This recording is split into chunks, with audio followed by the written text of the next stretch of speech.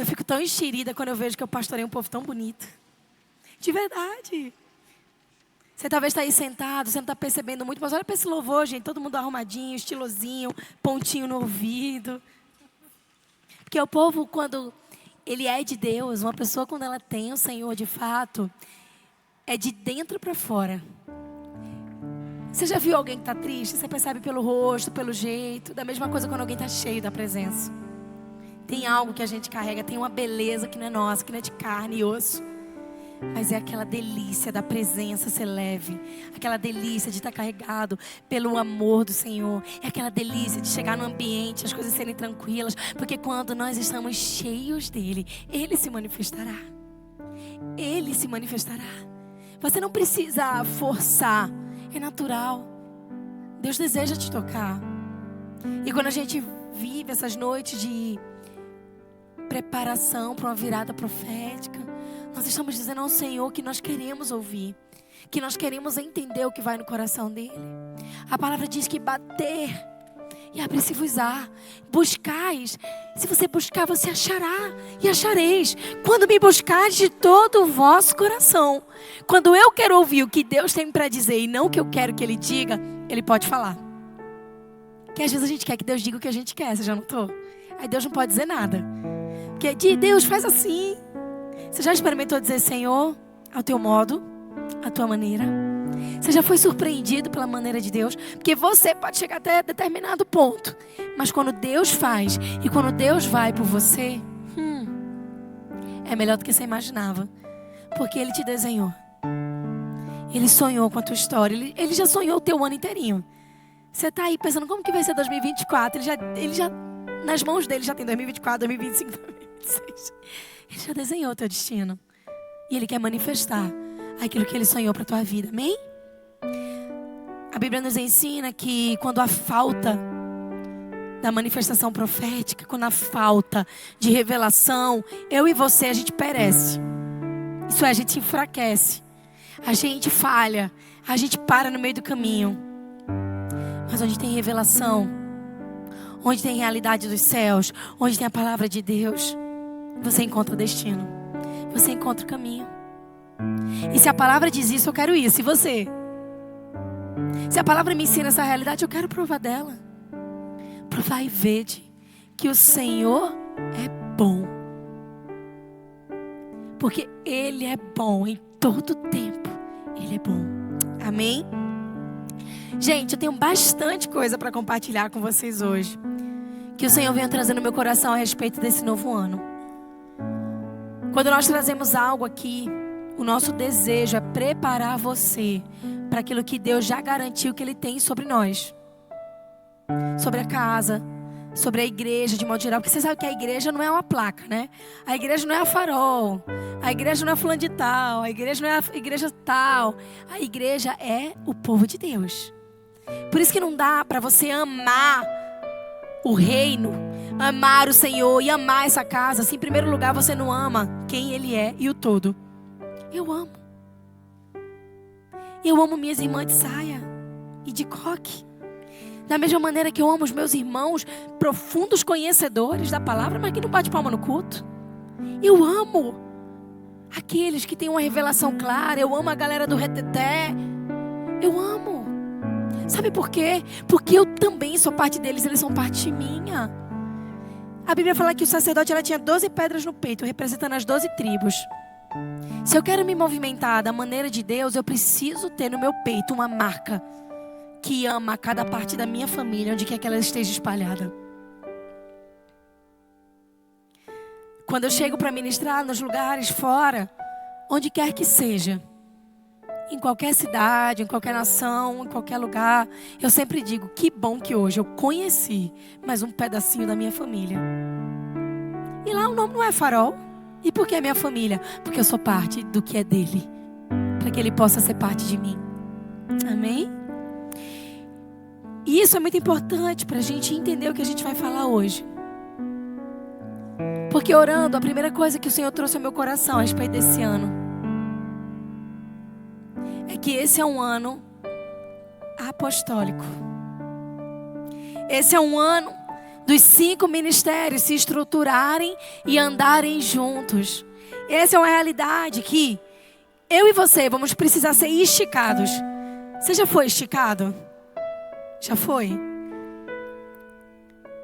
Você às vezes acha que o negócio não cabe, mas cabe. Às vezes você está aí com sua calça de salaminho ensacado. Entrou sob sucção. Você sabe que dá para esticar. Você já viram roupa tamanho único? Que você olha assim pro vendedor e diz, mas não cabe. Ele abre para você e cabe. Não, gente. Eu tô achando legal. Passou mais a unção dos irmãos do salaminho ensacado. Vocês lembram dessa época? Que todo mundo era as calças a vácuo? Você já viu o salaminho embaladinho? Pronto. Agora não, a galera tá entrando com as calças mais frouxas, um negócio diferente. Daqui a pouco volta de novo. Porque moda é cíclica. A única coisa que não é cíclica é a história que Deus tem pra você. Porque você não vive de rodada em rodada. Você não vive de ciclo em ciclo. Você vive de glória em glória, vitória em vitória. Isso significa que você continua caminhando. E quando você tá dando voltas no mesmo lugar, significa que Deus está dizendo, chegou a hora de você romper esse ciclo e caminhar adiante. Prosseguir para o alvo da soberana vocação de Cristo que eu tenho pra você. Tudo pode ser cíclico. O propósito de Deus para você não é. Então, esse é um ano de eu e você sermos esticados. Vocês já viram pessoas que a gente passa muito no Instagram, no YouTube? Às vezes a pessoa está com uma diferença no corpo. De um lado que ela recua mais, de outro que ela usa menos. E aí chega alguém especialista, chega um fisioterapeuta, começa a colocar no lugar. E de repente a perna de um lado fica do tamanho da outra, porque na verdade a coluna estava desalinhada. Não é verdade? Significa que às vezes Deus está precisando esticar a gente dessa maneira para nos realinhar e colocar a gente na estrutura ideal para aquilo que Ele tem para nós. Então deixe Deus te esticar. Está dizendo, está doendo, mas vai dar certo, fica tranquilo. Está incomodando, é só o processo. Porque depois que você passa pelo incômodo de ser esticado, você entra na habilidade de caber num novo lugar.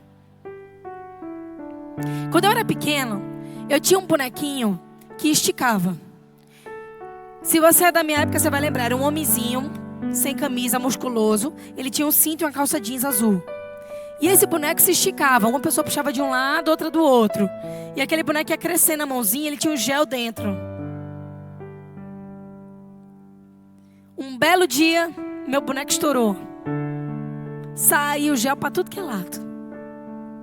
Porque a capacidade daquele bonequinho esticar era limitada. Mas a capacidade que Deus tem de aumentar a tua visão, de alargar a tua estrutura, de ampliar a tua capacidade, ela não é do tamanho de até onde você consegue. Ela é do tamanho de até onde Ele quer te levar. Então esse ano Deus quer fazer isso com você. Ele quer te alargar. Sabe por quê?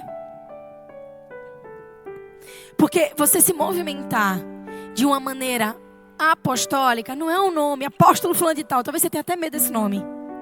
Não é verdade? A gente pegou trauma, ranço gospel de algumas coisas. Porque alguém que tinha aquela maneira, aquela estrutura, aquele nome, a gente viu coisa errada, machucou a gente. E qual é a melhor maneira do inimigo traumatizar você e te impedir de fazer algo novo ou de viver aquilo que a palavra tem para você? Ele criando em ti uma ataraxia. Já ouviu a palavra ataraxia? É pavor. Ataraxia de aranha. Ataraxia de barata. Tu sabia que barata é medo aprendido? Ninguém nasce com medo de barata. Barata você aprende. Alguém correu da barata e você começou a correr também. Principalmente se ela for voadora. Minha família lá em Recife mora na beira da praia. E meu irmão mais novo, uma época, disse: mãe, tem uma barata que de noite bate na minha janela. Todo mundo virou motivo de piada na família. Tiago, a barata batendo na janela, ela quer entrar, nananá, nananá. Todo mundo ria, né? Só que a gente aprendeu a ter medo de barata, porque minha mãe foge das baratas. Eu me lembro de uma cena que até hoje eu, quando lembro, chega a me dar um frio na barriga. De uma barata voadora entrando em casa, pela janela, porque na avenida tem muita barata grande, gente. Fica no coqueiro, morando, aquelas baratas cascudas. E eu lembro da minha mãe se abaixando e dizendo: ela é voadora. Eu lembro de ser uma criança de 6 anos me jogando no chão e dizendo: eu vou morrer. como uma sanguínea, muitos sentimentos aqui dentro. Então nós aprendemos que barata é perigoso. Por mais que meu pai sempre tentou reforçar que barata é só pisar. Nossa, gente. Minha cabeça é engraçada. Acabei de lembrar de uma música muito antiga. Pisa, pisa no inimigo. Você só conhece essa música se você acompanhava a Fernanda Brum com as outras gospel que cantavam junto. Eram 5. A Fernanda Brum, a Eixla, uma galerinha. E aí, meu irmão com essa história da barata batendo na porta. Um belo dia, eles agora vai todo mundo ver. Ele acordou todo mundo de madrugada. E eram dessas baratas de coqueiro que a gente chama, elas são desse tamanho. E a barata de coqueiro fazia assim na janela. Com o casco dela, na verdade tentando bater, sair do vidro. Era o vidro que impedia ela. No fim das contas, a barata estava mesmo batendo na janela. Não literalmente, mas estava. E aí o que acontece? Você aprende que alguns dos seus medos, eles são possíveis. Não é verdade? Afinal de contas, a barata estava batendo. E aí, como o medo da barata que você aprendeu, e como uma situação que reforçou o teu medo, a barata na janela, você começa a viver sempre falando que você tem medo daquilo. Então, o que fizeram para você? Colocaram um bando de gente que tem um título, mas não tem o coração e a função. Ou você foi em algum ambiente que falaram o tema profecia, profético, e você passou a ter o quê? Ataraxia. Porque alguém te ensinou, ou alguma experiência te ensinou, que isso não é bom. É como a antiga história. Tu é crente, é? Por que o quê? Porque nós fomos aprendendo coisas que a palavra nunca nos ensinou, e o inimigo consolidou pensamentos contrários à realidade, e a gente não consegue viver a Bíblia inteira. Então a gente só vive, ou eu só sou evangelista, ou eu só sou mestre, ou eu só acredito no pastorado, ou eu só acredito na palavra profética. Só que Deus está dizendo que nessa estação Ele quer colocar os 5 ministérios juntos, porque os 5 andando juntos se chama movimento apostólico. E Deus não quer mais que a igreja ande dividida. Deus não quer mais que o levita não tenha o profético, ou que o mestre não tem habilidade de ter visão a longo prazo. Cada um pode exercer melhor o seu próprio chamado, mas Deus quer unir a igreja e quer unir a noiva, as igrejas ao redor, para que cada uma seja habilitada a andar em unidade, independente do seu chamado. E quando isso acontece sobre a igreja, isso acontece sobre a minha e sobre a sua vida.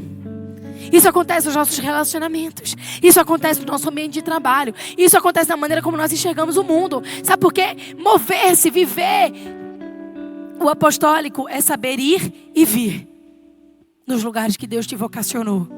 Você pode ser um apóstolo no seu mercado de trabalho. Você vai e você volta sendo a mesma pessoa, andando na mesma unção e se movimentando como evangelista, se movimentando. Ai, pastora, me explica melhor. Você chega no seu trabalho e você pensa, quantas vidas eu vou ganhar para Jesus? Você chega no seu trabalho e tem alguém que abre o coração com você, apesar de não abrir com ninguém. Pastoreio. Você chega no trabalho e alguém pergunta, como é que é esse negócio de Bíblia? Você ensina, mestre? Alguém está com medo do amanhã e você diz, olha, o que Deus tem para o teu amanhã é paz e não mal. Profeta, você foi chamado para viver dos 5 ministérios. Então você sim é chamado para viver de maneira apostólica. No café da manhã, no almoço, no jantar. Lá em Recife tem uma irmã muito engraçada que ela brinca assim, olha, eu te amo de manhã, de tarde, de noite e de madrugada. E sempre que ela vai gravar um vídeo para alguém na igreja, ela fala isso. Mover-se apostolicamente é, na verdade, permitir que a sua vida seja conduzida pela glória de Deus todo o tempo. Existem vários versículos, eu com calma vou destrinchar isso melhor com vocês. Mas os apóstolos eram pessoas que tinham habilidade. Quando o movimento, quando o ambiente apostólico nasce numa igreja, nasce numa casa, nasce num lugar, tudo isso tem que nascer, gente, tem que nascer. Eu não acredito que as coisas se forçam, se implantam. Estou falando de visão pessoal, estou criticando ninguém. Eu acredito que o que é de Deus nasce porque é natural. Você não requer algo. Você vive e aquilo é derramado sobre você. É a minha vida que abre a porta para o que Deus já começou a fazer. É a maneira como eu vivo, que combina com a palavra que Ele liberou sobre mim. Então, só para ficar aqui um pouco, não vou entrar em tudo, porque eu quero me dedicar mais ao resto da palavra. Eu estou esticando vocês hoje com essa palavra, amém? Tem gente que diz assim, não, não, só entrega essas coisas pra gente que tá mais tempo. Não, aqui é assim, meu irmão. A gente dá tudo. Sabe por quê? Porque a gente quer viver apostolicamente. E viver apostolicamente é investir tempo, é investir sonho e é investir recurso. Lucas 17:5, os apóstolos diziam: Deus, aumenta a nossa fé. Pessoas que se movimentam apostolicamente são pessoas inconformadas. Elas não acham que o nível de hoje está bom. Elas querem ir para o nível que Deus tem, para a próxima estação. Elas não ficam, não, já aconteceu esse milagre, aquele outro. Elas começam a... Não, elas dizem: Senhor, eu quero mais. Eu quero mais de Ti. Eu quero me doar mais. Eu quero Te amar mais. Isso é conseguir ver melhor. Isso é conseguir ver a longo prazo. Vamos lá. Atos 4:35. E se colocavam, isso está falando de recurso, tá, gente? Aos pés dos apóstolos, que davam e distribuíam segundo a necessidade de cada um. Atos 4:37. Vendia cada um o campo que possuía, traziam o dinheiro e colocavam aos pés dos apóstolos. Atos 5:29. Olha o nível que é andar no apostólico. Pedro e os outros apóstolos respondiam: é preciso obedecer antes a Deus do que a homens. São pessoas que não têm medidas para o meu. Elas têm medidas: Senhor, eis-me aqui. Meu compromisso é contigo, antes de ser com pessoas. Meu coração é teu, antes de ser de pessoas. Minha vontade é tua, antes de ser de pessoas. São pessoas que não se adequam aos padrões, mas são renovados, como Romano 12. Pelo padrão de pensamento que cultivam em suas mentes. Pessoas que se movem de maneira apostólica, elas têm compromisso com o reino. Atos 2:42, se dedicavam ao ensino e à comunhão. Juntos partiam pão e faziam orações. Então é gente que sabe viver lado a lado, sem comprometer a identidade pessoal que cada uma tem. São pessoas que suportam processos. A Bíblia diz aqui, em Atos 5:18. Por isso mandaram prender os apóstolos, porque o evangelho os incomodava. Que coisa linda. Tu topa? Se dissessem hoje, negue a Jesus ou vá preso, o que é que tu ia fazer? Tu tá pronto? Você tá pronta? Eu tô falando disso. Será que eu cheguei nesse nível onde Ele me tem completamente? Onde Ele tem meu tempo, onde Ele tem meu recurso?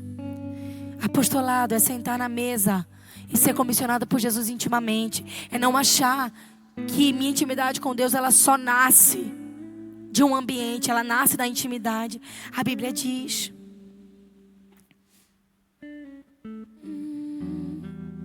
Marcos 6:30, os apóstolos reuniram-se com Jesus e a eles relatavam tudo que tinham feito e tudo que tinham ensinado. Quando você joga essas palavras, pode jogar num Google, que você vai ver quantos versículos tem sobre os apóstolos. Eram aqueles que sentavam à mesa de Jesus. Os apóstolos eram aquele que Jesus levantou e disse: eu confio em vocês, a pregação do meu evangelho. Eu confio em vocês, que a visão não morra. Eu confio em vocês, para manter um coração puro.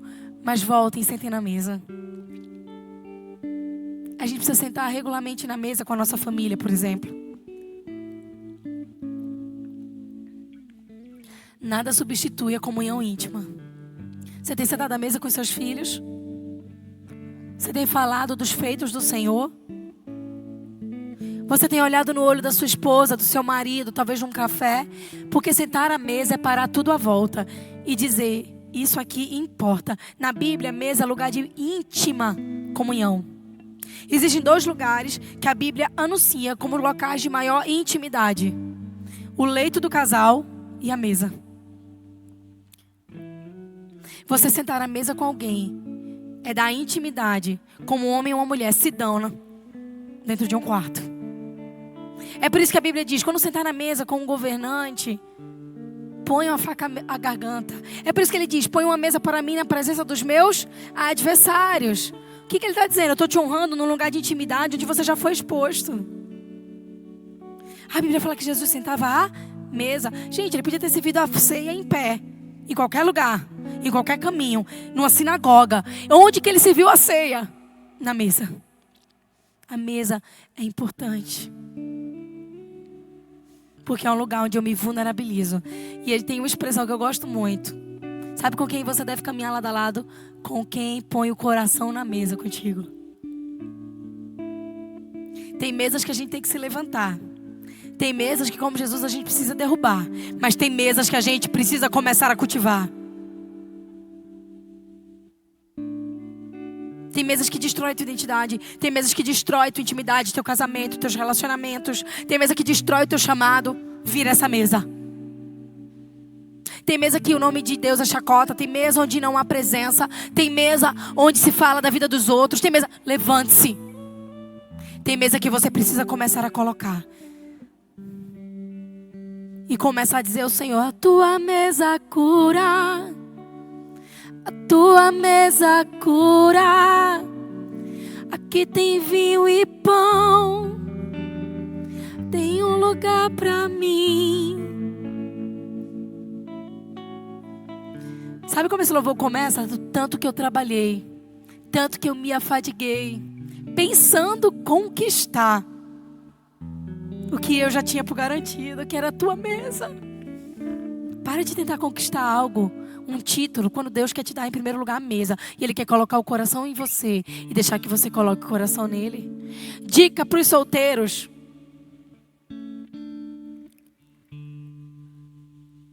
Mulheres, percam-se em Deus de uma maneira tão profunda que para qualquer homem te encontrar, vai ter que se perder nele também. Esteja perdida em Deus. Perdida. Aí o cara para te encontrar vai ter que se perder em Deus. Porque é lá que você está. Qualquer pessoa fora disso, você vai estar escondida. Esconde-me como a menina dos teus olhos. É o que diz a palavra. Deixa eu te dizer algo. A glória de Deus é encobrir algo. E a honra de reis é descobrir. E eu e você somos sacerdócio real. Nação santa. Sabe o que Deus está dizendo? Em você tem a unção de reinar. Então você tem a unção de descobrir aquilo que Deus encobriu e que é precioso. Então, homem, não atire. Peça a Deus um coração para que você descubra quem é a pessoa que está perdida. E Ele separou para você. Tem nada melhor do que isso. Alguém que ama muito a Deus vai te amar da maneira certa. Mas talvez alguém que te ame mais do que ama a Deus. Vocês vão viver descompensações emocionais. Porque ninguém é supridor e garantidor de ninguém, se primeiro Deus não for. Esse é um ano de maturidade. Esse ano de 2023, eu e você, nós fomos triturados. Quem aqui foi triturado esse ano? Quem aqui sentiu a carne? Na tua casa tinha aquele martelinho de carne? Toque, toque, toque. Esse ano eu sentia que a minha carne estava sendo triturada por Deus. Eu me lembro que o almoço, eu lembro que assim, olha, vai ter almoço já já, quando o martelo começava a bater no bife. Sabe o que isso significa? Deus só pode colocar a mesa quando primeiro o martelo esmagar a tua carne. Eita Deus. Tu já deixou o martelo esmagar a tua carne? Então já já ele vai pôr a mesa. Tu já deixou o martelo te vulnerabilizar e machucar lugares que precisavam ser removidos da tua vida? Tu já deixou Deus tirar a gordura? Já deixou Ele tirar os nervos? Tudo aquilo que gera rigidez. Tudo que me deixa rígido para Deus. Tudo que me deixa duro, inflexível.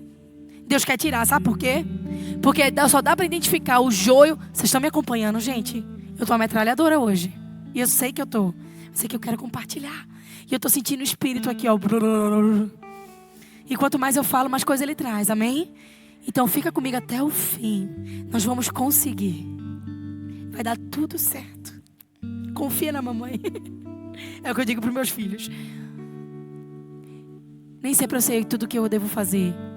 Mas eu confio em quem sabe tudo que tem que fazer. Então eu sei que vai dar tudo certo no final. O que faz? O que aquela gordura, o que aquele nervo faz na carne? Quando ela vai para a frigideira, ela enrijece. E se eu removo? Fica maleável. Por que é importante ser maleável? Porque a Bíblia diz que nós vamos distinguir o joio do trigo por isso. O joio e o trigo são duas plantas iguaizinhas. E a Bíblia diz que elas crescem juntas e que eu e você não se meta.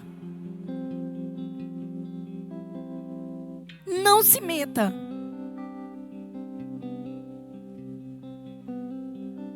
Minha mãe era namorada do meu pai. na fase de adolescência. E meu pai já era extremamente protetor com a minha mãe. E minha mãe é uma colericona decidida.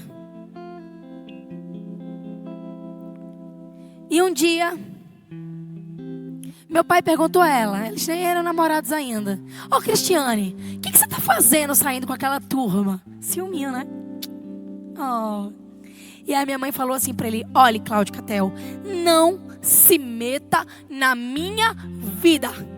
Ele ficou tão nervoso na hora que ele olhou para ela e fez: se meto, se meto e se meto.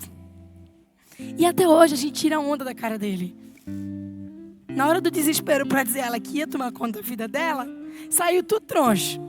E às vezes Deus está dizendo a você: não se meta na vida do seu irmão. E você está dizendo: eu se meto e se meto. Não fale do outro. Eu falo. E o que vai acontecendo? Nós estamos descumprindo aquilo que a Bíblia faz. E se você está perdendo tempo com a vida do outro, se você está tentando descobrir quem é joio e quem é trigo, sabe o que está acontecendo? Você está perdendo tempo de viver a vontade de Deus para a tua vida. Porque o tempo que era para tu estar vivendo, tu está gastando. Vigiando até onde o outro vai. Vigiando o que o outro está fazendo. Vigiando. Por quê? Isso denuncia para mim e para você, se isso está acontecendo, que existe um lugar de vulnerabilidade na tua alma, de comparação. Pessoas que se comparam são pessoas que não estão satisfeitas. E pessoas que não estão satisfeitas são pessoas que não estão no centro da vontade de Deus. Quando eu estou no centro da vontade de Deus, eu não tenho nem tempo para olhar para a vida do outro. Sabe por quê? Porque eu estou pleno. Eu estou bem. Eu estou feliz. Quando eu tenho tempo para fazer aquela pergunta sem nenhuma intenção: mas como é que está isso? Quando eu tenho tempo para investigar coisas, quando eu tenho tempo para gastar com isso, eu estou perdendo tempo. Vai orar. Começa a perguntar: Deus, que buraco é esse dentro de mim que eu preciso me comparar para sentir que eu sou bom, que eu estou bem, que eu estou melhor? Significa que você não tem plenitude. Você tem só compensação. E você busca dizer a si mesmo que você está melhor do que os outros para se sentir aceito ou bem. Você já foi aceito. Você já foi aceita por Cristo. Avance. Então quando eu olho para isso, eu estou perdendo tempo. Porque a Bíblia diz para a gente não julgar, mas que Deus vai julgar o joio e o trigo. Eu não esqueci, gente. Eu estava falando do bife. Você esqueceu? Me acompanha, que minha cabeça vai dando voltas e você vai dando comigo. Bem-vindo ao parque da Disney. Aqui não tem Mirabilândia, né? Aqui tem Hopi Hari. Bem-vindo ao Hopi Hari Gospel.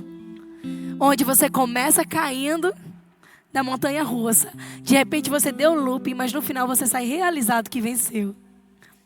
E aí o que acontece? O bife duro, o bife mole batido, retirado o excesso. É como o trigo. O trigo, ele faz o quê quando o vento bate? Ele se inclina. Ele tem balanço. E o que acontece com o joio? Quando o vento bate forte, ele não é maleável. Ele está ali, ele não foi batido, ele não foi pisoteado, ele não foi triturado, ele não foi retirado o excesso. Ele quebra. Pá! Quebrou, não tem mais jeito. E Jesus diz que é assim que ele vai identificar o joio do trigo. O joio, quando vier o vento, porque ele não foi maleável ao processo, ele quebrou. Mas o trigo não, ele se inclinou. E Deus pode continuar fazendo ele crescer. Tu quer crescer? Deixa Deus te mastigar. Tu quer avançar? Deixa Deus remover os excessos. Porque quando Ele remove aquilo que não combina, até eu e você ficamos satisfeitos.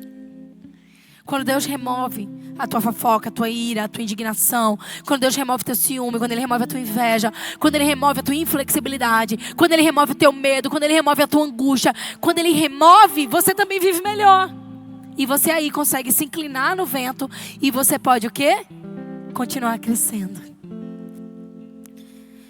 1 Coríntios 13:11 diz: quando eu era menino, falava como menino, pensava como menino e raciocinava como menino. Quando me tornei homem, deixei para trás as coisas de menino. Vocês sabiam que tem muito homem que precisa cortar os vínculos de infantilidade para poder assumir a responsabilidade e a visão da sua casa? Como assim, pastora? Isso não significa cortar relacionamento, não. Mas você precisa deixar de ser filhinho para ser marido, para ser pai. Você precisa agora honrar a geração anterior. Você precisa proteger a geração anterior. Você precisa agora começar a plantar na geração anterior, que já plantou na sua vida. O que mais um pai e uma mãe quer é que seu filho cresça e seja maduro o suficiente para ele poder ficar tranquilo, e ela também.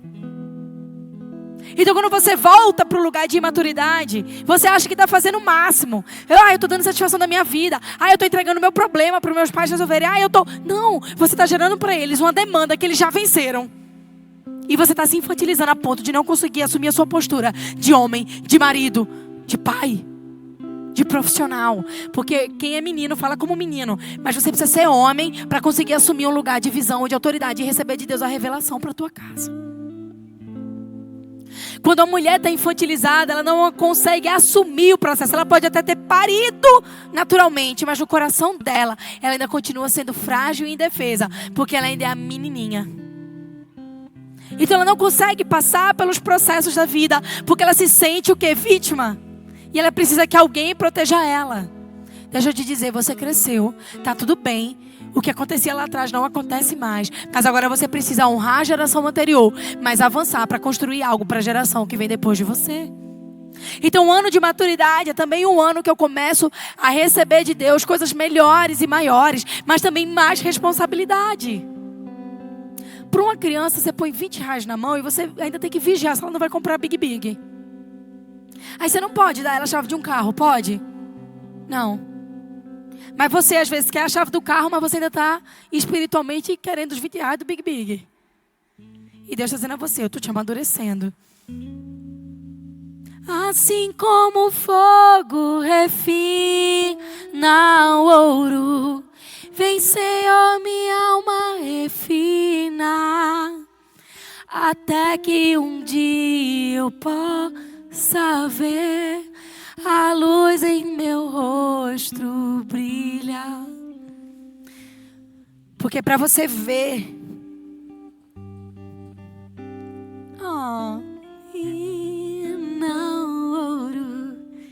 para você ver as coisas maiores que Deus já preparou para você e receber dele encargos maiores, você precisa ter sido deixado refinar para amadurecer. Você precisa ter deixado para trás as coisas de menino, de criança, a infância. Tem gente que pode ser extremamente avançada em idade e ainda ser criança no nível espiritual. E tem pessoas que podem ser crianças, mas já têm maturidade espiritual. Porque a maturidade não é definida pelo quanto tempo de igreja, mas quanto tempo Ele tem de mim. Quanto tempo Deus te tem? Porque às vezes a gente tem 30 anos de igreja, mas faz um ano que Ele tem a gente de verdade. Porque existe uma grande diferença entre ter um encontro religioso e ter um encontro com Deus. O encontro religioso é como ir numa peça. Eu vou, eu me sento, eu absorvo, mas eu vou embora. Se eu assistir muito uma peça de... Se eu for assistir uma orquestra sinfônica, eu vou me tornar músico porque eu assisti a orquestra? Não, eu vou lá assistir a orquestra e vou sair tocando violino. Eu vou ouvir o Pavarotti e vou sair cantando Figaro. É assim? Não, porque eu sou espectador. A religião é espectadora do que Deus está fazendo. E ela funciona como um crítico. Tu já viu crítico de restaurante? Se tu não viu na vida real, tu já viu num filme. Como é que ele faz? Ele chega no restaurante e não diz que é crítico. Ele senta e... Por favor, outro prato. O religioso, ele senta na igreja, ele acha que está num restaurante e ele diz, gostasse, gostei não. Olha, o louvor hoje foi alto demais. Menina, aquele pastor hoje gritou. Olha, não sei não, a roupa da irmã hoje. Tu viste aquela menina que chegou na igreja? Rapaz, tu viu o cara lá? O religioso, ele é espectador. O religioso, ele vai no culto, mas ele não recebe do culto. Ele vai no culto, mas ele não sai tendo encontro com Deus. Porque a única coisa que ele foi fazer foi ser espectador e crítico. Assim como eu, numa orquestra sinfônica. Numa peça de teatro. Às vezes ele tem um elogio para dar. Às vezes ele até me dá uma estrela Michelin. Como um crítico de restaurante. Mas isso não quer dizer que ele agora é parte daquilo. O maduro não. Ele não vai para a orquestra sinfônica para criticar o ambiente. Ele vai porque ele conhece. E ele quer ser parte daquilo. Ele sai dos bastidores e ele entra no lugar de protagonismo com Deus. Ele sai do lugar de crítica e observação e ele arregaça as mangas. Sabe como eu conheço? Para a vida, gente, isso. Para você que precisa contratar colaboradores, para você que precisa definir equipe no mercado de trabalho. Sabe como é que eu monto minhas equipes? Para você que tem um chamado na igreja. Sempre vai ter alguém que vai chegar para você e dizer: nossa, podia ter ficado ali, né? Podia ter pintado de outra cor. Nossa, lã, branco com dourado, não podia ser prata. Ó, Luciano, vem cá. Deixa eu te dizer uma coisa. Não tem como aquela feira ali, você dividir e já precificar? Eu queria que tivesse etiqueta assim, ó, igual do Savenhago. Já tinha dizendo R$3,99. Eu vou ter que perguntar quanto é que é. Rita do céu, 9:30 da manhã, tu não pode mandar a lista às 9? Ô Carol, você não tem que fazer tudo que eu quero na hora que eu quero? Não sabia.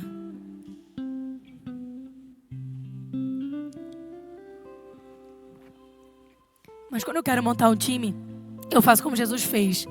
Eu procuro quem é maduro. Sabe quem é maduro? É quem já arregaçou a manga. O maduro diz: Luciano, vem cá, me dá aí. Eu vou trazer uma maquineta no próximo culto. Você me diz quanto é que é, eu vou precificar as coisas. Alan, nossa, que legal. Ó, quando enferrujar, se enferrujar, tu me avisa que eu vou pegar um novo pra você. Pra ficar bem bonito você ministrando pra Deus. Olha, Rita, quais são os dias mais difíceis pra tu que é mais puxado do teu trabalho? Me avisa que eu vou te dar um suporte na lista de transmissão.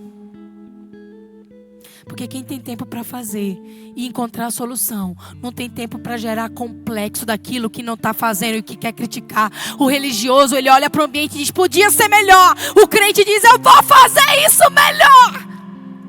Eu vou largar, eu vou ampliar, eu sou parte disso. O crítico olha e diz: tá faltando instrumento. Quem é parte diz: eu vou te dar um instrumento. Porque pessoas que são escravas, elas estão pensando quanto que vai cair na conta no final do mês. O filho diz: eu sei que eu possuo tudo que é do pai. E o que eu precisar, ele pode me dar. O que eu precisar, ele pode fazer. Porque eu sou dele e ele é meu. Ani, ledodi, li. Eu sou do meu amado e ele é meu. Eu não tive tempo, gente. E nem investi em roupa para esses dias. Eu fui em Recife, o brechó de manhã estava aberto. E ela estava tirando um monte de roupa. Eu disse: filha, essa daqui eu usei nem uma vez. Essa daqui eu não usei nenhuma vez. Minha gente, foi metade da mala, brechó de manhã encheu. No outro dia ela saiu, trouxe uma roupa para mim. Olha, meu filho, eu comprei. Sabe por quê? Porque esse mês eu peguei o que era meu e investi em outras necessidades, em pessoas. Eu não comprei para mim, eu comprei para os outros. Sabe o que Deus fez? Eu não sou, gente, escrava. Eu sou filha. Ele diz: minha filha está precisando, vou resolver.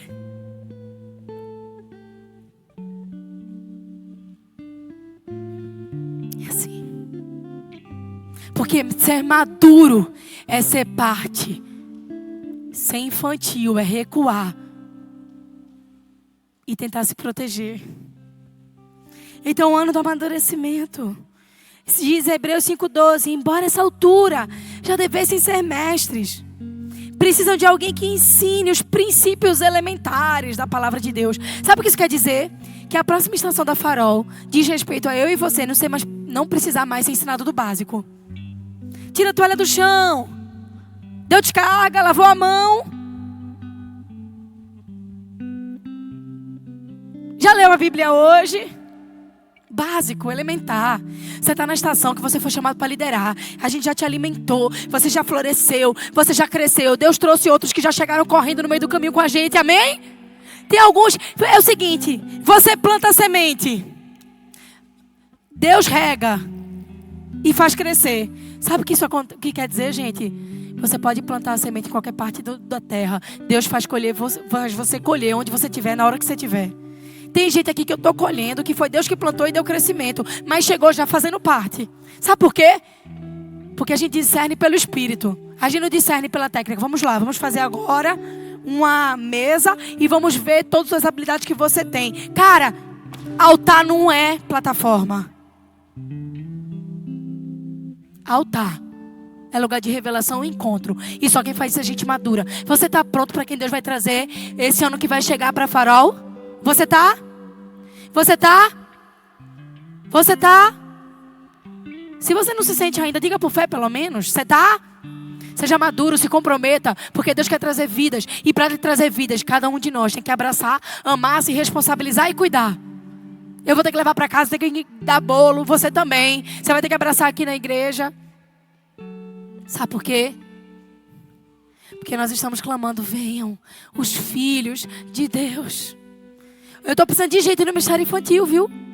Sabe por quê? Porque não para de chegar crianças. As crianças estão evangelizando crianças que trazem crianças e vão e chamam os pais que trazem amigos e vêm os vizinhos. Nossas crianças são evangelistas. Você está perdendo tempo. Cuidado não podendo tirar o bastão de você e entregar para a próxima geração. Eu estou aqui rapidinho dizendo, Jesus é uma geração muito poderosa. Deixa eu fazer a minha parte ainda, porque eles já estão prontos para fazer. Eles já estão prontos. Meu filho chegou essa semana para mim no carro e disse, eu disse, misericórdia. O menino é muito profeta. Vale a pena o trabalho que ele dá.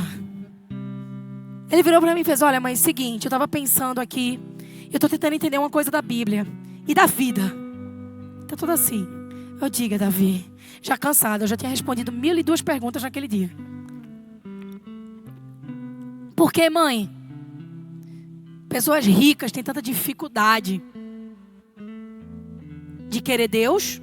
Pessoas pobres querem muito Deus, mas quando ficam ricas também deixam de querer.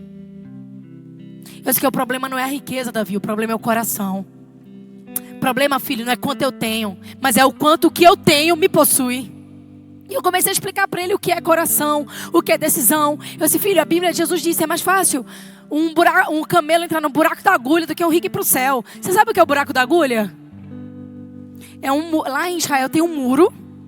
E esse muro tem uma rachadura assim no meio, em Jerusalém. Nos muros de Jerusalém. E em alguns momentos os mercadores precisavam passar com os camelos. E para o camelo passar naquele buraco, sabe o que ele precisa fazer? O camelo não anda cheio de coisa nas costas. Precisa tirar tudo para conseguir passar pelo buraco. Então o camelo só passa no buraco quando ele deixa as mercadorias para trás. Eita Deus. Eu disse, filho, porque pra gente ser próspero não tem nada errado com ser rico. Nada errado com ser próspero. Ele disse, é verdade, mãe, que eu quero ser muito rico. Eu, glória a Deus. E ele começou a me dizer tudo que ele ia fazer se ele fosse rico. E sabe o que eu fiquei feliz? As 10 primeiras coisas eram pra fora, não pra ele. Eu fiquei orgulhosa.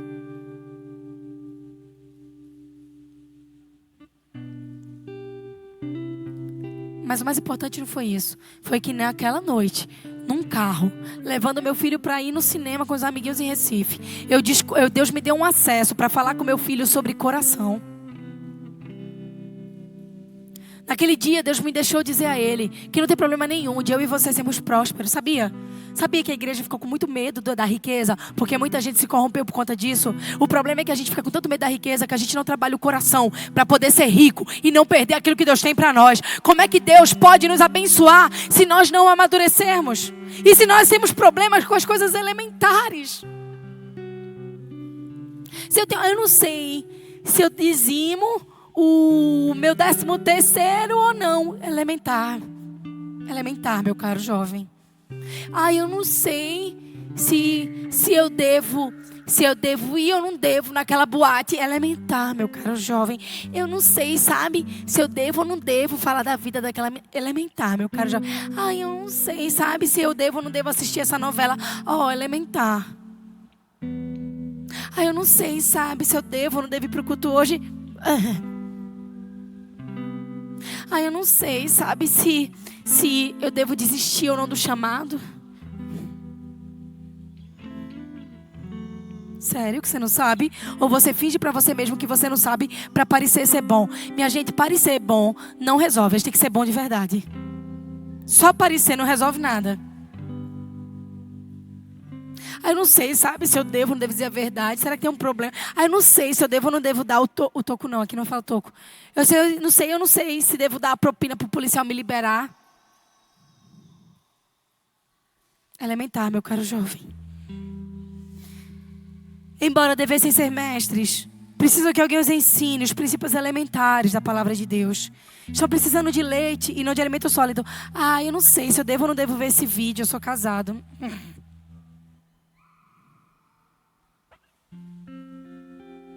Eu não sei, né, se eu não dei. Eu pegar essa carona sozinha com meu colega de trabalho. Tão bestinha. Seus princípios têm que estar acima do seu conforto. Isso é maturidade. Adulto não faz o que gosta, faz o que tem que fazer. Eu não quero levantar hoje e trabalhar, vai-te embora. Porque Davi, quando não trabalhou, quando devia, caiu em adultério. Então faça o que deve fazer para você não se perder no meio do caminho. Tô durinha, né, gente? Mas é por amor, tá? Que não adianta eu dar uma palavrinha para você soft e você ser um crente soft e as coisas acontecem na sua vida soft. Você quer que o negócio aconteça valendo, não quer? Você quer intensidade, não quer? Então pronto, você está no lugar certo.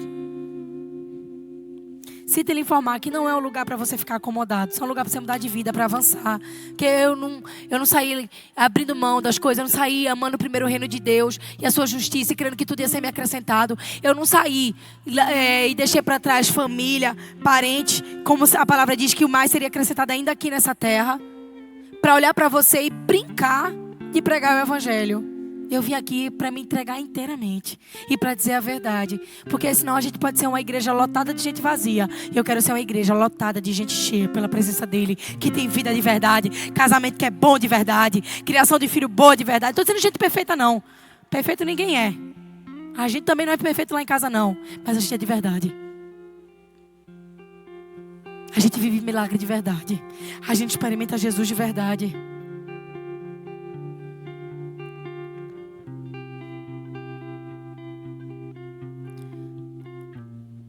Compartilhando hoje com a irmã enquanto a gente tomava café. Eu compartilhei que no dia que eu fiz a primeira imagem, depois da iodoterapia, eu entrei no carro chorando pro meu marido. Era para eu sair em 10 minutos, a mulher me segurou meia hora, depois de meia hora na máquina. Eu saí, ela mandou esperar, que a médica queria falar comigo. E só acende, gente, lugar onde o tratamento funcionou. E onde ele funcionou, ou onde ele está trabalhando ainda e funcionando, ou acende lugar que o câncer espalhou. É assim que funciona, tá? Metastasou, então a substância foi para lá para avisar que tem câncer. Eu me levantei, a mulher chegou branca, ela estava me acompanhando, ela que deu as injeções antes do processo, e ela vira para mim e fala assim, sinto muito, você vai precisar voltar e repetir o exame. Eu disse, por quê? Ela disse, não, eu não posso falar. Não, você vai me falar? Não, olha, porque não, a gente não pode. Eu gaguejou, eu olhei para ela e fez, acendeu aonde? Ela não, é informação. Então deixa eu falar com a médica. A médica não pode lhe atender. Eu disse, então a gente vai conversar. Porque eu não vou sair daqui sem saber o mínimo do que está acontecendo. Ela virou para mim e fez, me perdoe, o seu tórax inteiro acendeu. O tipo de câncer que eu tive, que removi, é do tipo que quando ele espalha ou para a coluna vertebral ou para o pulmão. Quando ela disse o tórax acendeu, ela podia ter dito o joelho, que eu ia ficar calma. Mas quando ela disse acendeu o tórax, eu sabia. Eu lembro que eu saí de lá, entrei no carro. E eu já pensei, meu Deus, a gente pensa assim, tem um baita processo para enfrentar daqui para frente. Pensei logo, meu Deus do céu, Jonatas, as crianças, a igreja. Como que eu vou fazer? Comecei a raciocinar isso. Aí depois veio, e se esse negócio não se resolver? Aí eu já vou procurar as irmãs da igreja e dizer, pelo amor de Deus, pedir que não deixe o Jonas casar errado. Que só deixa ele casar. Pode ser feia, pode ser chata, mas tem que gostar da criança. Eu vou pedir ajuda logo às irmãs da igreja para ser bem chata. Para ele demorar bem muito para casar de novo. Olhei para ele e fiz logo um monte de ameaça. E disse, você reduz a carga de trabalho. Você fica... Eu já comecei a fazer todo aquele histórico, né? E aí cheguei em casa, me derramei diante de Deus e se embora. Agora a gente chorou, agora a gente levanta e luta. Chorou eu, chorou ele e vamos que vamos. Isso foi o dia 2. No dia 3, eu tudo acontecendo. Eu disse, não vou contar nem para ninguém, não vou contar para pai, não vou contar para mãe. Não adianta ficar um monte de desesperado. Vamos viver o processo, vamos deixar Deus fazer. Quando eu tiver certeza, eu falo alguma coisa. Dentro desse processo, o pastor marca a mim, no dia 3, ele não sabe do meu processo, ele não está acompanhando nada. Ele não sabia que eu ia fazer terapia, ele não sabe da história, a gente nunca sentou e conversou sobre isso. Ele nunca nem sequer perguntou da cicatriz. E nunca nem conversou com meus pais sobre isso. No dia 3, ele estava fazendo uma live e ele falou alguma coisa, ele fez algum comentário da gente, alguma coisa, eu mandei um coraçãozinho, um joinha e saí. Depois das 2 horas, quando eu voltei no meu celular, tinha uma mensagem dele, Salmo 103:3. O Senhor que te cura. E ele botou uma frase embaixo, o Senhor mandou te dizer que a tua cura está completa. Eu me agarrei. Basta uma palavra apenas. O mundo e seu sistema cairão aos seus pés. Não há enfermidade, peste ou fome. É só chamar o homem de Nazaré. Eu sei agora. Eu me peguei naquela palavra, gente. O choro dura uma noite, mas a alegria, ela vem pela manhã. Eu creio. Eu dentro da minha imperfeição, eu dentro das minhas limitações, eu virei a noite praticamente em claro. Eu virava de um lado pro outro. Eu beijava as crianças, eu cheirava o pé dos meninos. Eu dava o cheiro em Jonathan dormindo. Mas naquele dia, aquela palavra me disse, tá tudo bem. Eu olhei para Jonas e disse, amor, eu não tenho nada. Eu não tenho. Deus acabou de dizer, eu vou crer o quê? Eu vou crer na circunstância, eu vou crer na palavra. Eu me agarrei com aquela palavra, eu disse, eu só precisava disso. E eu fui. Até que chegou o dia de repetir o exame. Mas, gente, eu estava tão em paz. Sabe por quê? Porque a paz que vem de Deus, ela não é uma paz natural. Se fosse por mim mesmo, eu estava desesperada. Mas eu estava com uma paz que excedia meu entendimento. Então era dele, não era minha. Eu cheguei, deitei naquela maca, eu fiz o exame, esperei os minutos. A médica voltou e disse, vou ter que fazer de novo. Aí fez de novo, e virou para um lado, e virou para o outro, e virou para um lado, e virou para o outro. Aí a técnica saiu com um sorriso no rosto. Eu sou decorada, né? Ela disse, não acendeu nada. Eu disse, eu sei. Eu recebi uma palavra, e a palavra dizia isso. Ela me deu um abraço e eu disse, a palavra dele. A palavra dele. Eu estou aqui, né, hoje. Eu falei para ela, será que tudo isso não aconteceu? Só para te dizer que Deus cura.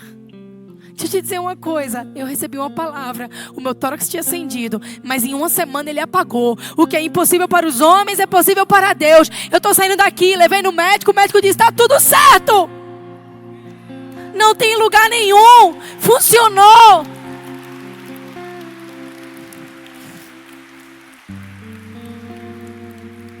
Porque Deus só quer que você confie. Ser maduro não é saber tudo. Ser maduro não é ser perfeito. Ser maduro é confiar no que Ele diz para você. E saber que está tudo bem. Se Cristo está no barco, tudo vai bem. A questão não é a tempestade. É a questão de eu conhecer Ele de fato. E dele não precisar me relembrar coisas antigas. Experimentou um dia um milagre já? Próxima etapa... Tua fé já está baseada naquele milagre, já tem que ser maior. Quem é esse que tem o poder de andar sobre o mar? Quem é ele que pode fazer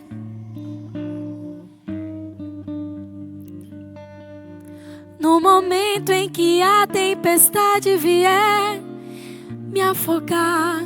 Ele vem com toda a autoridade e manda. Eu preciso ter convicção. Pessoas maduras são convictas. 1 Coríntios 2:6-7 diz, entretanto, falamos de sabedoria entre aqueles que têm maturidade. Diga comigo, maturidade. Sua medida de fé já é o que você já venceu. Bora-se embora, que Ele quer fazer coisa maior. Mas não da sabedoria dessa era, ou dos poderosos desse tempo, que são reduzidos a nada. Tu já viu? Porque eu já vi gente que é CEO. Eu já vi gente, não, eu descobri. A sabedoria dessa era, minha gente, ela passa. Numa época, o povo diz, não coma ovo. Na outra, coma muito ovo que faz bem. Aí dizem, coma maçã, não coma maçã. Vocês sabiam o que Jonathan está tomando agora? Vinagre de maçã? Porque minha mãe disse a ele que se botar 3 dedos d'água e um vinagre de maçã, uma tampinha, vai diminuindo a gordura. Aí umas semanas atrás eu filmei ele botando vinagre, minha mãe ligou para mim desesperada. Ele encheu o copo de vinagre, é só uma colher, vai matar o menino. E ele disse, olha, na dúvida eu faço. Na dúvida eu vou fazendo. E tá tomando vinagre, ele e minha mãe. Mas aí uma época dizem a você, faça jejum intermitente. Na outra diz, não faça. A sabedoria desse tempo, gente, é como essas informações de saúde. Tem uma hora que é uma coisa, tem uma hora que é outra. Mas eu nunca vi quem come do que aquilo que Deus fez se dá mal. Tira aí os saquinhos. Sabe como você vai escolher saudável? Tira tudo que é embalagem. Tira tudo que é exagerado, tudo que é refinado. Por quê? Tira tudo que passa pela maior quantidade de processo químico. Porque as coisas vão variando.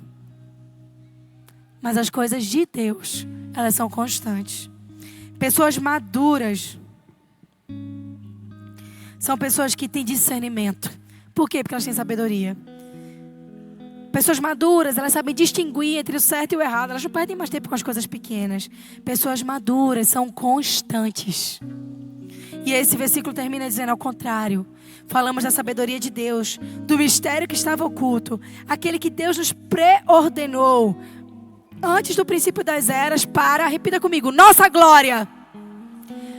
Quando Deus te dá sabedoria, vê que coisa linda. Olha que coisa linda. Ao contrário, falamos da sabedoria de Deus, do mistério que estava oculto. Aquele que Deus preordenou antes do princípio das eras para a nossa glória. É para a glória de Deus isso? É para a sua.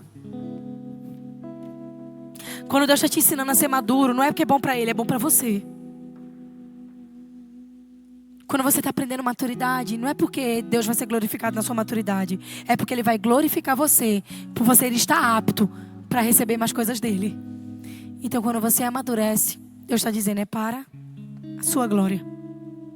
Não é lindo? Esse ano, estou terminando, mais ou menos. Eu vou rápido. Esse ano é um ano de equilíbrio e vitória na mente. Esse é um ano que muita gente vai ser curada da mente na igreja. Vai ter muita gente aqui deixando remédio com o médico dizendo, você não precisa mais. Vai ter muita gente aqui deixando de acordar durante a noite com crise de ansiedade. Vai ter muita gente aqui vencendo trauma, vencendo pressões que geraram em você gatilhos emocionais e mentais. Por quê? Porque Deus está dizendo. Isaías 42, 2 e 3 diz, quando você atravessar as águas, eu estarei com você. Quando atravessar os rios, eles não encobrirão. Quando andar através do fogo, você não se queimará. O que está dizendo? Não há dificuldade que vai deixar você afetado por ela. Você não vai ser mais afetado pela dificuldade. Você vai permanecer intacto, apesar da dificuldade. Tem lugar melhor para ficar intacto do que na mente?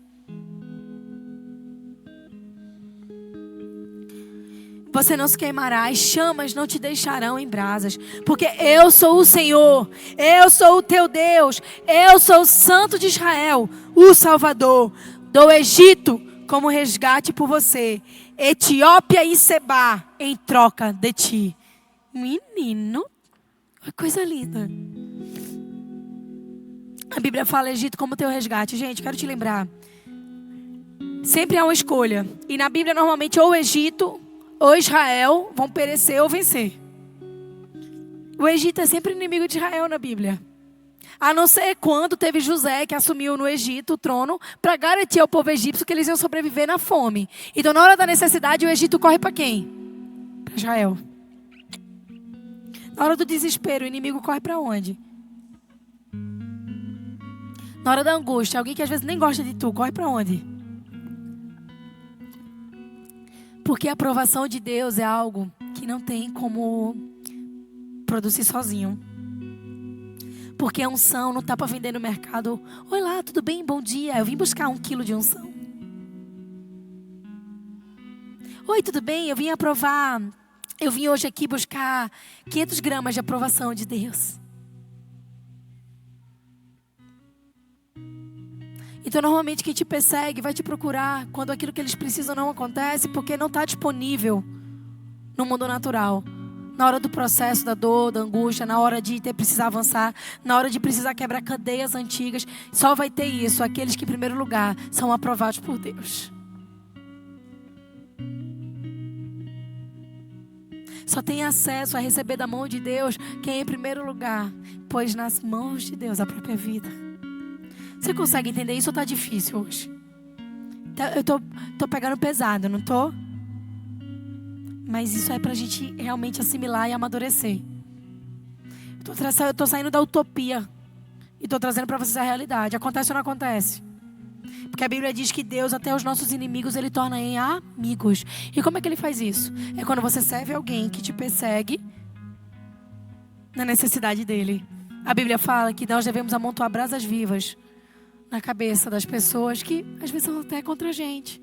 Por quê? Porque Deus quer ganhar a pessoa para Jesus. Você sabe a maneira mais fácil de Deus ganhar alguém para Ele? É Ele colocar essa pessoa para te perseguir, porque tu vai orar por ele. Tem alguém que está te atrapalhando muito, está dando trabalho? Tem alguém que está pegando no teu pé? Tem alguém que está te incomodando? Algum vizinho, alguém? É que Deus quer que você ore por essa pessoa. Ele não manda a gente orar porque nos persegue. E Jesus está querendo ganhar essa pessoa. Então Ele vai colocar na tua vida. Gostou? Use seu poder intercessório. E quando Deus diz que Ele vai dar Egito como resgate, isso quer dizer que não é essa questão de inimizade, de batalha, da perseguição do Egito. Ou o Egito ou Israel vão ganhar ou perder, não é verdade? Porque quem ganhar ou perder não vai ganhar ou perder. Rousseff, Dilma. Não, na Bíblia não funciona assim, não tem meio termo. A Bíblia é absoluta. A palavra de Deus é absoluta. Ela não trabalha com variações. Ela não trabalha com possibilidade. Ela não trabalha com jeitinho. Você sabia que Deus não tem um jeitinho brasileiro? Então Ele trabalha com o quê? Com garantias. Tá. E aí Ele fala o seguinte, que para Israel ganhar, o Egito tem que perder. Que para o Egito ganhar, Israel tem que perder. E Ele está dizendo o seguinte, que quando você atravessa esse processo, Deus pega o Egito, que é mais poderoso, quando você vai estudar. Quando você estudar a Bíblia, deixa eu te dar uma dica. Estuda história junto. Pega livros de história, neutros, e começa a ver as questões políticas, sociais daquele tempo. Começa a entender o funcionamento dos povos. Ele diz o seguinte, Egito naquela época, gente, era uma das nações, era a nação mais poderosa. E Deus está dizendo que Deus vai destruir o Egito. Isso é, vai dar ao Egito em teu resgate, para que você não pereça. Sabe o que ele está dizendo? Eu estou trocando uma nação inteira, poderosa, forte, por uma vida. Só que ele não para por aí, ele não para no Egito, ele para e ele ainda diz, eu vou dar a Etiópia e Sebá. Ele diz que ele pode dar as nações mais poderosas em troca daquilo que ele quer fazer em você. Esse é o valor que você tem para Deus. É como se essas nações fossem teu resgate. É como se Deus estivesse pagando, fazendo uma troca. Você às vezes perde seu cachorro, põe no poste uma foto e diz, dou 5.000 reais. Deus está olhando para você e está dizendo, você é tão valioso que eu dou nações, as mais poderosas daquele tempo, aquelas que lutam contra Israel. Eu vou entregar a elas para resgatar você. Eu vou entregar a elas para que você tenha vida. Eu vou entregar a elas para que você tenha saúde. Só que o nome resgate vem do hebraico koper, que significa aquilo com o qual é coberto. É o piche que Noé revestiu a arca.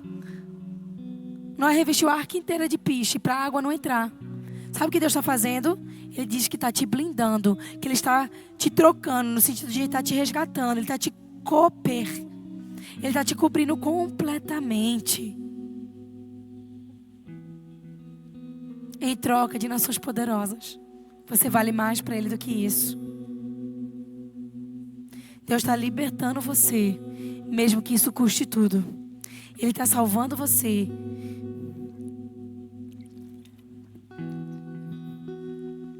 Em troca daquilo que parecia impossível. Então esse é o ano da sua mente estar em equilíbrio perfeito. Esse é o ano de você estar em plenitude, porque Deus vai dar em resgate o que quer que seja necessário para que você esteja completamente coberto. De maneira que a água não entra, de maneira que o fogo não te alcança, de maneira que você não é encoberto, da maneira que você não é afligido. Ele está dizendo a você: ei, acabou. Esse é o ano da igreja. Esse é o ano da noiva. Você sabia que chegou a estação das plataformas darem lugar aos altares? Esse é o ano que nós não somos chamados para viver mais. Sabe o que é plataforma? A gente é uma estrutura montada para que alguém brilhe. Você sabe o que é um altar? É um lugar onde eu sacrifico para que Jesus possa se derramar, para que Deus possa vir.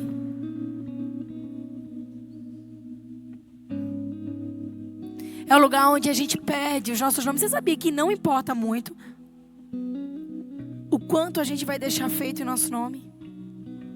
Legado é você deixar que o nome de Deus brilhe através dos tempos e das estações, porque você fez bem feito a tua parte.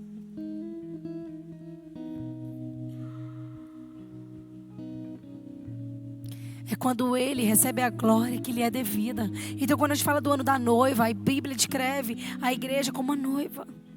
É um tempo também de crescimento exponencial, de evangelho genuíno.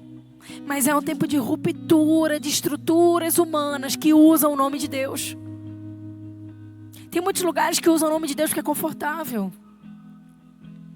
Ananias e Safira usaram o nome de Deus como era confortável. Judas usou o nome de Deus como era confortável. A Bíblia deixa claro que quando todo mundo trazia suas ofertas e punha na sacola, vê que figura. Quando vocês vê The Chosen, a gente foi ver junto como igreja o filme. Para quem Jesus estava confiando na administração das finanças?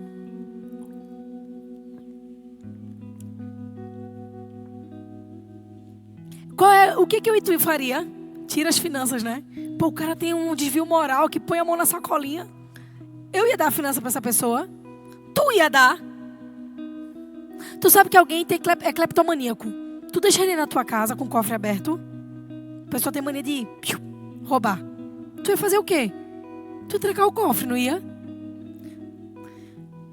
Jesus confiou nos improváveis. Ele confiou a estabilidade da igreja para quem? Para Pedro. De todos os discípulos, Pedro era o menos previsível. Mas Pedro fez bem feito. Sabe por quê? Deus escolhe pessoas improváveis para entregar coisas que elas não têm capacidade de fazer sozinhos. Porque isso vai provar se elas foram amadurecidas e curadas ou não. Jesus entregou para Judas porque disse a ele: eu estou te entregando o que você mais deseja, mas se você vai prosperar ou não de acordo com as suas atitudes. Há um chamado para você, Judas.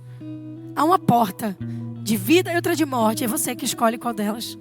Então muitas vezes Deus vai nos entregar coisas. Jesus vai nos entregar coisas que vão provar o nosso coração para que a gente possa avançar e de fato viver a plenitude dele. Então se esse é um ano de dar a plataforma, dar lugar aos altares, Deus está tirando as pessoas do lugar da vanglória e do próprio nome. Deus vai derrubar estruturas religiosas, sim. Você está pronto para isso? Você está pronto para ver noticiários expor situações que romperam?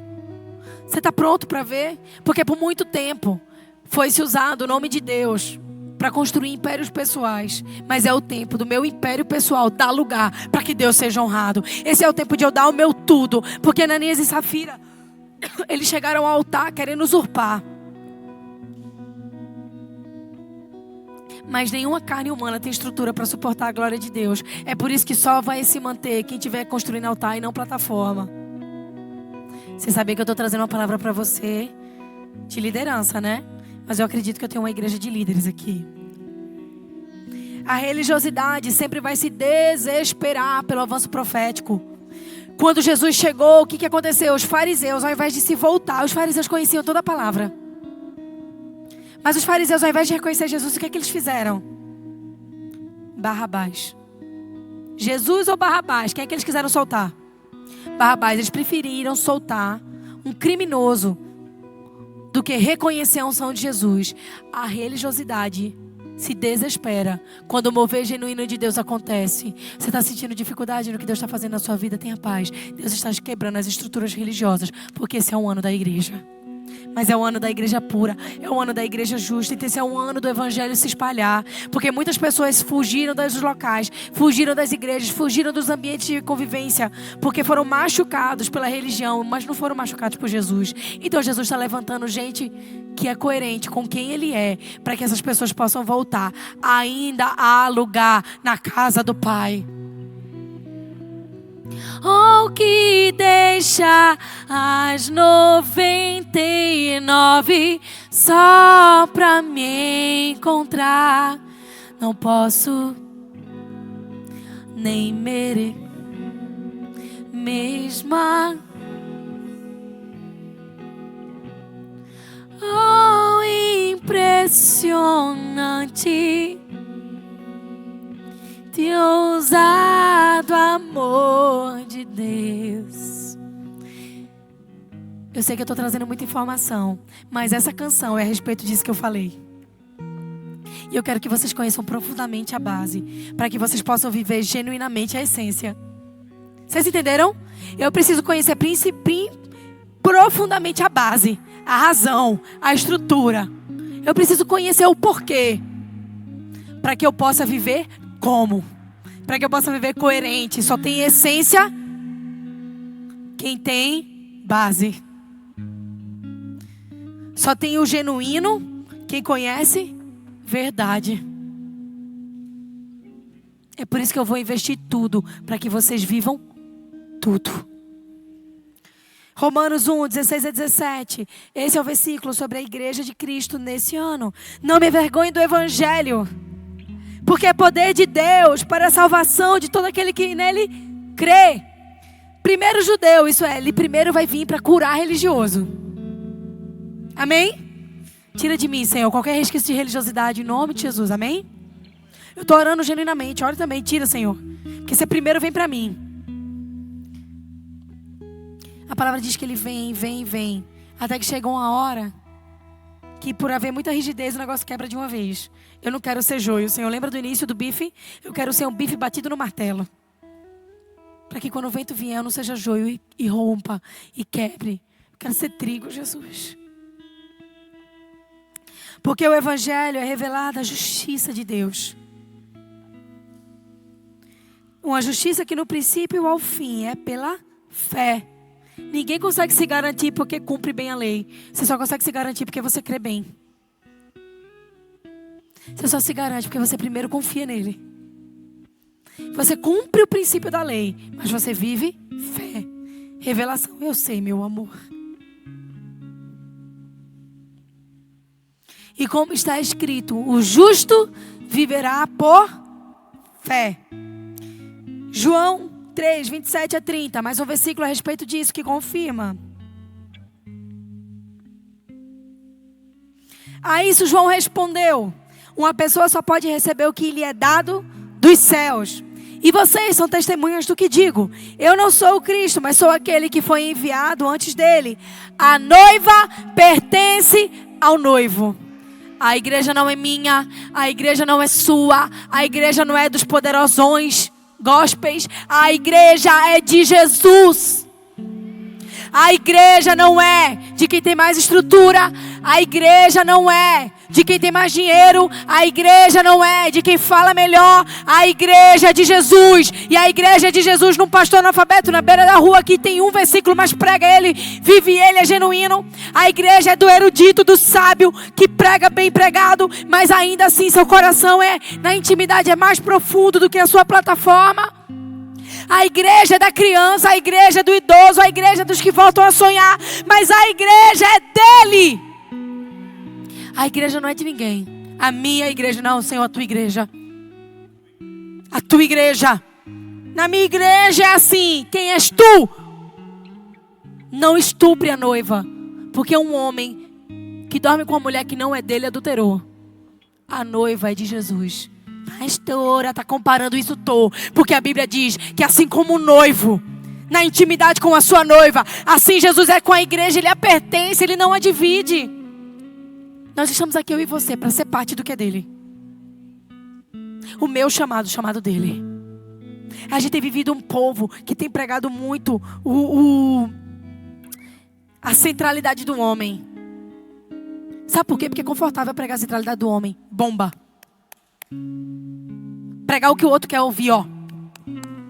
Mas que adianta sentar numa cadeira e voltar para casa e viver a mesma coisa? Não usurpe o que não é seu. A noiva é dele. Senhor, o que tu queres para hoje à noite? É tua. A noiva é o que nós somos juntos. Eu não posso ser dona do que eu também sou parte. É por isso que nesse ano as plataformas vão cair e os altares vão se erguer. O amigo que presta serviço ao noivo e que o atende e o ouve, enche-se de alegria quando ouve a sua voz. Esta é minha alegria que agora se completa. É necessário que ele cresça, que eu diminua, que ele apareça, que eu me com a sua glória.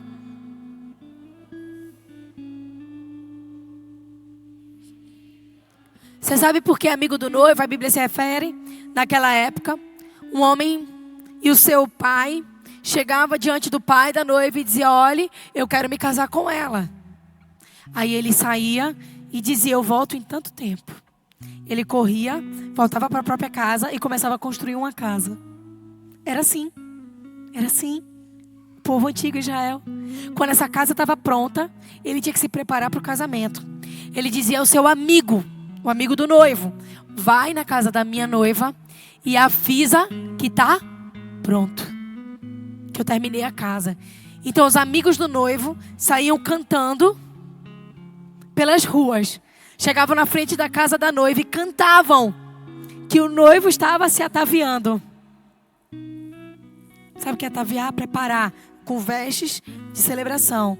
Quando a noiva ouvia os amigos do noivo avisar, ela começava a fazer o quê? Se arrumar. Quando ela estava pronta, saía ela com toda a sua família pelas ruas, a encontro do noivo.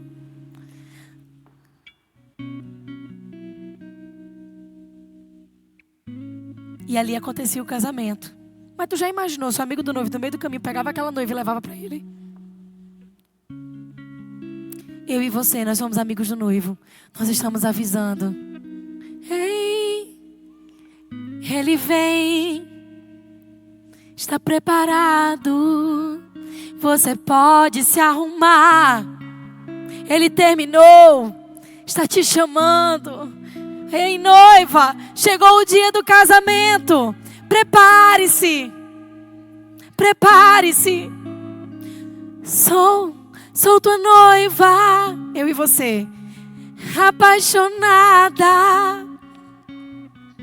As pessoas se apaixonaram pela noiva, a gente não pode. A gente é amigo do noivo. A gente está preparando a igreja para entregar a ele no dia do casamento. Então a gente não pode usar ela como nosso. A estrutura dela como nosso. O recurso dela como nosso. O povo dela como nosso. Porque ela tem dono. E o dono dela leva a sério. E por fim, amor. Por fim, meu bem. Esse homem já me mostrou o relógio. Eu quero saber, ele fez isso contigo, Wellington? Ué, André, ele fez isso contigo, André? Te mostrou o relógio? Ele te mostrou o relógio, tu pregando para tu terminar? Pastor Jonatas? Mostrou, foi? Não mostrou, não. Entendi, amor, porque eu sou sua noiva, né? Esse é um ano de bênçãos multiplicadas. Mas é o ano de retornar ao jardim. É um ano de encontro íntimo com Deus. Sabe por quê? Porque você só recebe prosperidade, fertilidade, multiplicação quando você sai da boca do próprio Deus. Foi isso que Deus fez com Adão. Meu orgulho me tirou do jardim. Tua humildade colocou jardim em mim. E se eu vendesse tudo que tenho em troca do falharia. O que isso quer dizer? Adão rompeu com o jardim. Jesus veio, reconectou o homem a Deus. Deus colocou o jardim do encontro dentro de mim e de você. Gênesis 1:28, Deus abençoou e disse: sejam férteis e multipliquem-se. Encham e subjuguem a terra. Deus mandou tu subjugar alguém? Deus mandou o marido subjugar a mulher? Deus mandou a mulher subjugar o marido? Deus mandou o líder subjugar a ovelha? Deus mandou a ovelha subjugar o líder? Deus mandou você subjugar teu colaborador? Deus mandou tu subjugar teu chefe, manipular, jogar, criticar? Não. Sabe por quê? Porque governo de Deus só acontece quando eu subjugo estruturas, subjugo recursos, subjugo questões, mas eu não subjugo outras pessoas. Pessoas fortes empoderam outras pessoas. Pessoas fracas precisam subjugar, porque tem medo que alguém tome sua posição. Mas posição e unção que Deus garante não é homem que tira. É Deus que dá. Ó, a pregação pode imitar, a roupa, o jeito, tua fala pode imitar, os lugares que tu vai, mas para ser tu, tem que ter tua essência. Então pare de se importar com o que não importa e comece a subjugar as coisas que Deus te confiou. Subjugar não é humilhar, subjugar é colocar sob domínio. Deus te entregou uma casa, coloque sob domínio, coloque ordem, tenha rotina. Deus te entregou um trabalho, faça bem feito, coloque sob domínio, execute, avance. Eu tenho vergonha, não tenha vergonha não, tenha avanço, tenha força. Porque Deus está dizendo a você, subjugue. Deus deu a cada filho e filha dele uma posição de liderança. Qual é a sua? Qual é a sua? Lidere sua casa, lidere sua função, lidere o propósito que Deus te entregou, lidere seus dons e ponha ele a exercício. Não oculte seus dons não.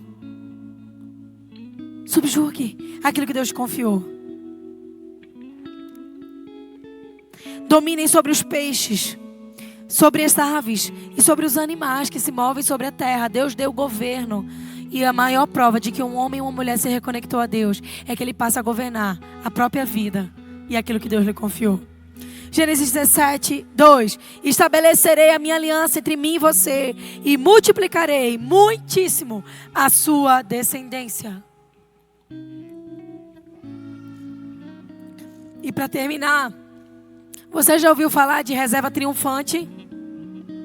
Você já ouviu de reserva triunfante? Eu amo essa palavra. Quem usa muito ela é o Dr. Chuck Pierce.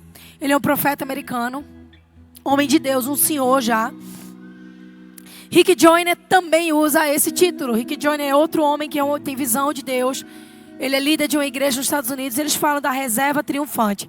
Reserva triunfante é aquilo que depois de toda a batalha, depois de todo o processo de amadurecimento, depois de todo o crescimento emocional, intelectual, ou depois de toda grande perda, eu tenho.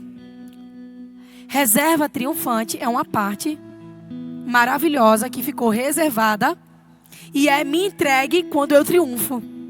Algumas pessoas têm filhos que são reservas triunfantes. O povo aí fora chama de bebê arco-íris, eu chamo de reserva triunfante. Algumas pessoas não tinham possibilidades e Deus levou e deu a elas um treinamento, um estudo. E aí essa pessoa avança no mundo profissional de uma maneira diferente, com a graça de Deus, não é só a força dela. Reserva triunfante. Você saiu de uma situação entregando tudo para não perder a paz e não perder o teu caráter. E Deus vai te dar uma questão melhor do que você conseguiria sozinho, melhor do que você abriu mão. Reserva triunfante. Esse é o ano de você receber as reservas triunfantes da sua vida. E quando eu recebo reserva triunfante, é quando o meu senso de perda não é maior que a minha vontade de entregar a Deus. O que isso quer dizer? Eu estava conversando com uma pessoa ontem antes de embarcar. E ela disse para mim, me deixe lhe abençoar. E essa última vez que Jonatas e seu pai estavam aqui, Deus me incomodou para levar eles para um lugar, um restaurante, eu acho que foi isso.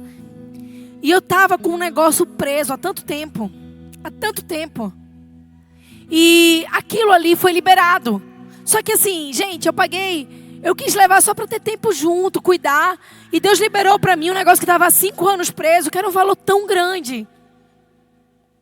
E essa pessoa falou, meu Deus, um dia eu cheguei assim, teve um apagão e eu vi que na minha igreja queimou um notebook. E naquele domingo não ia dar tempo de ter um culto online. Não ia. Pô, tinha acabado de queimar e o culto ia começar em meia hora. Eu corri no shopping. Eu estava muito apertada. Eu tinha feito várias contas aquele mês por conta da minha questão profissional. E Deus disse, compre um notebook. E eu disse, meu Deus, mas se eu não estou entendendo. Ele correu no shopping, voltou, colocou. Ela fechou o maior contrato da vida dela depois de uma semana. E ela começou a me encontrar várias situações. E aquilo começou a me incomodar. E ela disse, tem muitas pessoas que dizem que eu sou boba. Eu cuidei de uma pessoa que disseram, não cuide dessa pessoa. Uma pessoa que trabalha para mim. E uma pessoa muito difícil. E Deus me disse, ame essa pessoa. Ela é difícil porque nunca foi amada. Sabe o que eu fiz? Eu fiz todo o tratamento dessa pessoa. Eu cuidei dessa pessoa. Eu investi nessa pessoa um tempo que às vezes eu não invisto nos meus melhores clientes. Sabe o que Deus fez? Na outra semana tinha sido marcado para mim um negócio muito maior. Eu atendi uma pessoa que cobriu o custo que eu tive com essa pessoa e multiplicou 100 vezes mais. E aí quando ela começou a me falar isso, a gente começou a conversar, eu disse, cara, que surreal. E eu disse, você sabe o que é isso? É porque o maior impeditivo para Deus nos honrar e liberar muitas coisas é a sensação de perda constante que a gente tem. É quando a gente cuida de alguém e diz, nossa, perdi meu tempo. É quando você vai e investe em alguém no seu trabalho e diz, nossa, gastei horas aqui. É quando você fica um pouco a mais servindo na casa do Senhor e diz, meu Deus. É quando você investe em algo e diz, será que eu perdi? O senso de perda, não é perda real. Sabe por quê? Porque quem está entregando para Deus nunca perde, acumula. Reserva triunfante tem a ver com essa realidade. E eu não digo para vocês algo que eu não faço na minha casa. E quando essa pessoa começou a conversar comigo, ela disse, eu conheço tanta gente que tem tanto medo de entregar para Deus e está no mesmo lugar. E eu que estou fazendo coisas que todo mundo diz que eu deveria ter medo, eu só avanço. E a gente começou a trocar experiências. Eu comecei a contar para ela coisas, medidas exageradas. Eu disse, fulaninha, teve uma época que eu achei que eu estava sendo exagerada. Quando Deus me pediu isso, quando eu dei o carro, quando eu fui lá e entreguei, sabe, aquele valor, aquele montante muito alto. E Deus falou para mim, cara, eu não consegui não entregar. E a gente estava compartilhando isso. E deixa eu te dizer uma coisa, nunca deixou de ter uma reserva triunfante de Deus na minha vida. Fica tranquila, não vou tirar dízimo e oferta não. O que eu estou falando é te ensinando a receber as coisas que Deus tem para você. Quando você se desapega da medida pequena que Deus está pedindo para você entregar. Porque antes de Deus entregar algo para você, Ele quer saber se você tem maturidade para que aquilo não te tenha. Quando Deus pede uma grande porção a você, Ele quer te entregar uma porção muito maior. Só que Ele quer ver se você vai ficar preso na porção ou se você vai continuar tão preso a Ele que Ele pode continuar te abençoando. Para entrar no ano da reserva triunfante, eu preciso viver 2 Coríntios 2,14.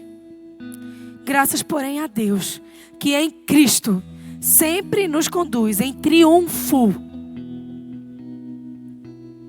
E por meio de nós, manifesta em todo lugar o cheiro de quem Ele é. Deus quer te conduzir em triunfo, mas para você receber reservas triunfantes, você tem que deixar o lugar vazio para que Ele possa encher. Amém? Deus te abençoe e até amanhã.